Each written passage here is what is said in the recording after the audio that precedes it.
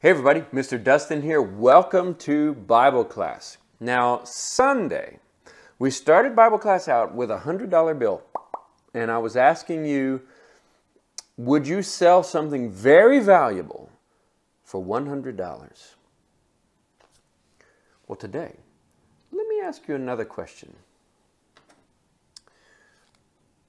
What would you sell for a bowl of soup and some bread?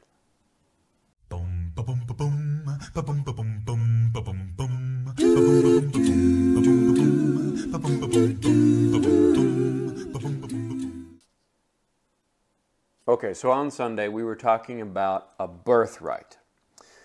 What is a birthright? Do you remember? Well, it's the thing that the firstborn son, he's given as an inheritance. And he basically receives a double portion of his father's possessions and then many responsibilities with respect to the family, in taking care of the family, leading the family.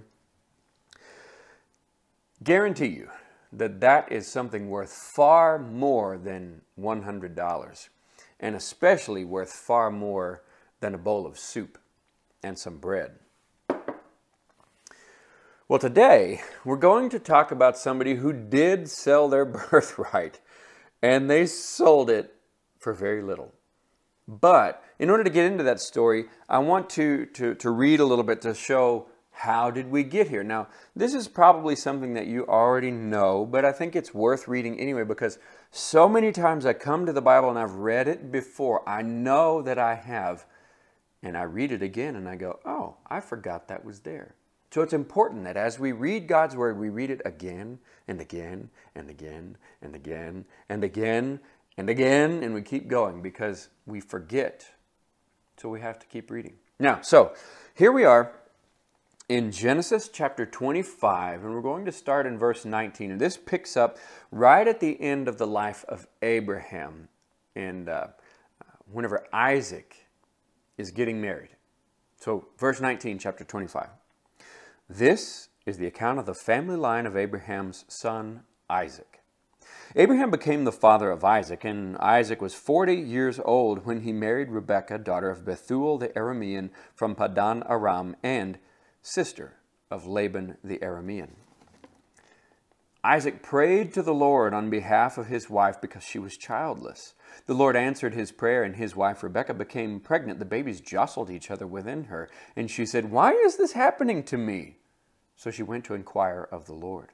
The Lord said to her, "Two nations are in your womb, and two peoples from within you will be separated. One will be stronger than the other, and the older will serve the younger." When the time came for her to give birth, there were twin boys in her womb. The first came out, was red, and his whole body was hairy, like a garment. So they named him Esau. After this, his brother came out, and with his hand grasping Esau's heel. So he was named Jacob. Isaac was 60 years old when Rebekah gave birth to them. 60 years old. How old was it whenever he married? He said he was 40. How old when he was father of these two boys? 60. That's 20 years that they were married before they had these two baby boys. So, you know, as we read that, it gets pretty clear. They were married for 20 years. That's a long time before those baby boys were born. Now, how did it describe them? Because usually whenever I think of twins, I have cousins that are twins, and they're called identical twins. And if you don't know them and you just see them, you may not be able to tell them apart because they're identical twins. We have some identical twins at church with us.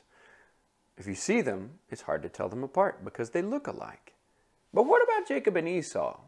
Did they look alike? No, I said they were very different.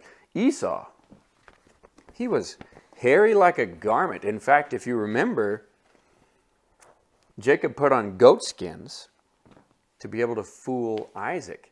And Isaac thought, yeah, that's Esau. He's that hairy. But then Jacob was smooth, right? He was not hairy like that. So they were very different. And what did they like to do? Well, we're going to talk about them in just a second. But Esau, he was a hunter. And Jacob, he was more studious, if you will. He stayed around the tents. And there were actually some favoritism going on among the parents. So I want you to watch this. This is Genesis 25, 27 through 34, and it's actually in the King James Version. I think you'll enjoy. So listen to what it has to say, and then we're going to talk a little bit more about what these things mean for us. And the boys grew, and Esau was a cunning hunter, a man of the field, and Jacob was a plain man, dwelling in tents. And Isaac loved Esau, because he did eat of his venison, but Rebekah loved Jacob. And Jacob sawed pottage, and Esau came from the field, and he was faint. And Esau said to Jacob, Feed me, I pray thee, with that same red pottage, for I am faint. Therefore his name was called Edom. And Jacob said, Sell me this day thy birthright. And Esau said, Behold, I am at the point to die, and what profit shall this birthright do to me? And Jacob said, Swear to me this day. And he sware unto him, and he sold his birthright unto Jacob. Then Jacob gave Esau bread and pottage of lentils, and he did eat and drink, and rose up and went his way. Thus Esau despised his birthright. So what just happened there? Esau comes in from hunting and he's famished. He's going, I'm faint, right? Some translations will read that he said, I'm going to starve. He wasn't really going to starve. He was hungry, but surely he wasn't really going to starve to death if he didn't immediately eat. But what did he do? A bowl of soup. Lentil stew is usually what we read that as. He sold his birthright. Jacob said, Sell me your birthright for a bowl of soup.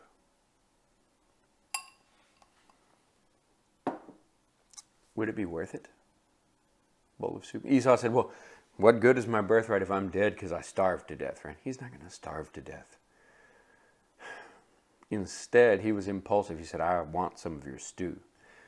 And it resulted in him making this bad decision in selling the right of the firstborn son, the double portion of inheritance, the responsibilities to lead the family, to be the spiritual leader. All of these things he gave up for a bowl of soup.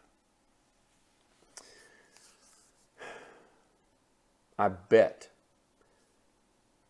as he went on through his life, looking back on what he did, he regretted it. That he looked back and felt like that was foolish, and he had no way to change what had happened. But that was his choice, his decision. And that is important for us to recognize. Every single day, you and I have decisions to make, choices to make. And every single choice that you make, every single decision that you make has consequences. Not all consequences are bad. That just means what results. So, for instance, the consequence of exercising every day, I'll be in shape. The consequence of not putting gasoline in my car, I run out of gas. The consequence of eating vegetables, I hopefully will be healthy. The consequence of disobeying my parents, I would get in trouble. The consequence of doing my homework, I learn more and I do better in school. Not all of them are bad. But we're faced with these choices, these decisions, every single day, and all of them will have consequences, good or bad. Maybe we are tempted to cheat. That would not be good. Maybe we're tempted to make fun of a kid that's less popular. That would not be good. Maybe we're tempted to stand up for the person being made fun of. That would be good. Maybe we really try to be a person of integrity and honesty, where we tell the truth. That would be good. And the results, the consequences of those decisions will have an impact on who you will become.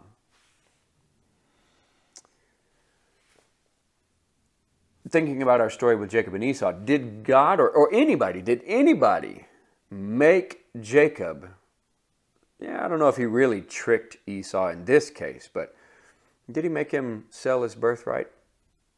No, nobody made Jacob do that.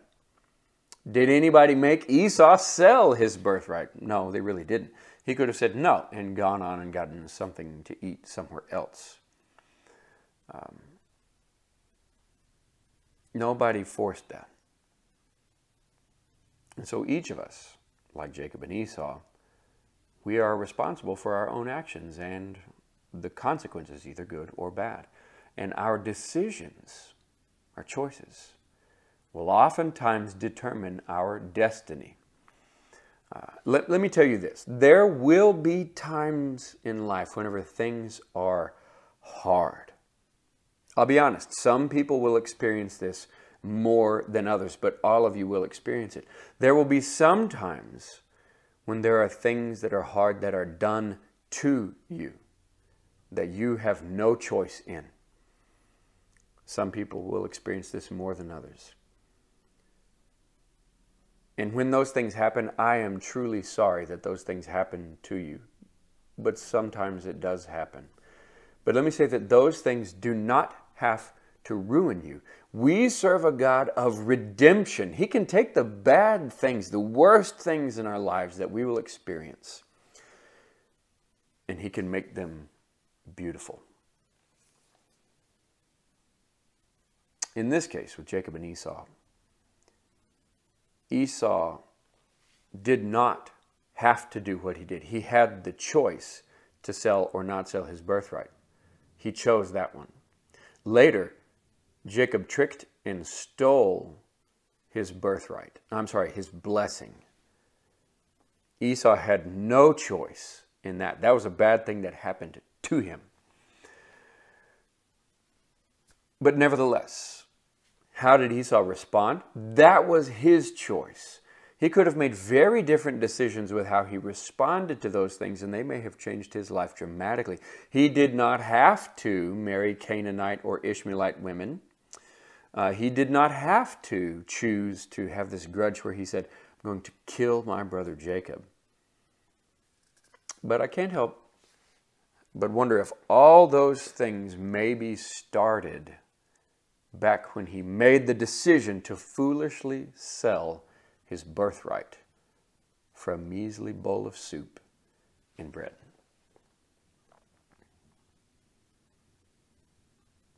But I want you to remember that what we have in God is of tremendous value, because it is an eternal gift, an eternal inheritance forever in heaven, if we choose to accept that gift. It's a choice that we must make. And I certainly hope that you will think about that, and at some point you will choose to accept that gift.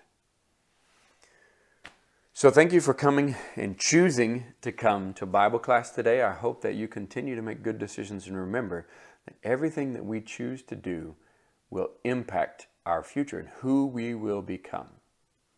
I hope that I'll see you again on Sunday. Have a good week.